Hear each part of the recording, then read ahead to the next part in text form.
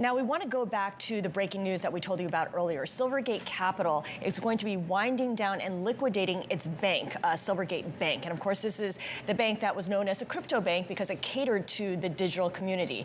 I want to bring in right now Bloomberg's Sally Bakewell to tell us a little bit more. So we know that Silvergate shut down its payments network for its digital customers, crypto customers, and now it's shutting down its bank. What's left of this company?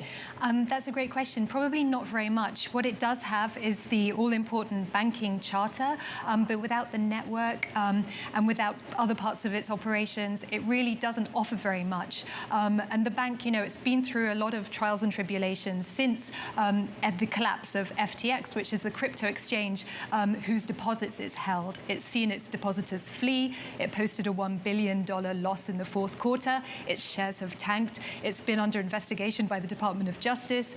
We just reported that officials from the FDIC were on the ground at its headquarters in California, looking for ways to resolve the situation. Well, I am curious about that. That was some great reporting here. And I mean, we know that this is kind of standard for the FDIC, but we also would be remiss in not pointing out that a lot of their concern is much more about systemic risk rather than the health of one particular bank.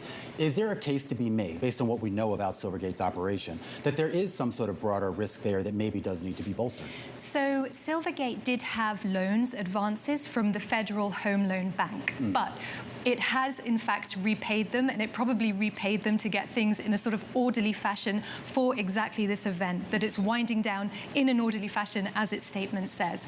So the idea that there is a big systemic risk now is perhaps looking sort of more contained. The risk to the sort of broader financial system seems to have been pretty well shut off from Silvergate at the moment. So, Sally, you head up the finance team here at Bloomberg News. You guys are looking for the next day's story, the next angle. What are some of the threads that you're pulling at?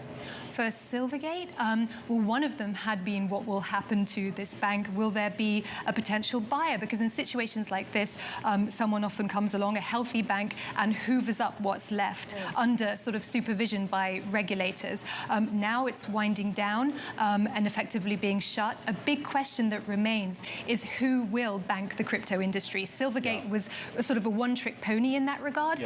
Now that it's gone, who's left? All right, Sally Bakewell, our thanks to her. Silvergate share is still down, and we should point out the rest of the crypto sector moving lower here on the day, including SVB, Signature Bank, Riot, and MicroStrategy, among some others. Let's bring Max Reyes into this conversation. He's a Bloomberg regional banks and insurance reporter. That story we were just talking about with regards to FDIC being on the ground, he's one of the reporters who actually broke that here. And I thought, Max, one of the great quotes that you had in that story was from Todd Baker over at Columbia. Basically just said there's no real value beyond the charter right now. This is a company that effectively abandoned traditional banking, and there really isn't much of a reason why the FDIC would give it any kind of a lifeline, is there? Yeah, and not only that, I would say that there's no reason for another bank to purchase these assets, right? To purchase what's left. I compared it almost to a carry-on or a carcass that's been completely picked over already, with all of the crypto depositors gone, with so little of traditional banking kind of resources left at the bank. There's nothing for a buyer to pick up. And exactly like Sally Bakewell, who was just on, was saying, everything we've seen so far has been pointing to what I would say an orderly wind down, right? Paying down the FLHB loans, all of that is exactly what someone would do if they're trying to get their house in order before shutting things down. Max, one of the things that you found in your reporting was, as the FDIC officials were at Silvergate meeting with the officials, they discussed one possible option, or there was one that was available, which might have been lining up crypto industry investors to help Silvergate shore up its liquidity. Do we have any more understanding of what might have happened with that? We do not, but I would say there are any number of reasons that wouldn't have worked out or wouldn't have played out well in this particular circumstance.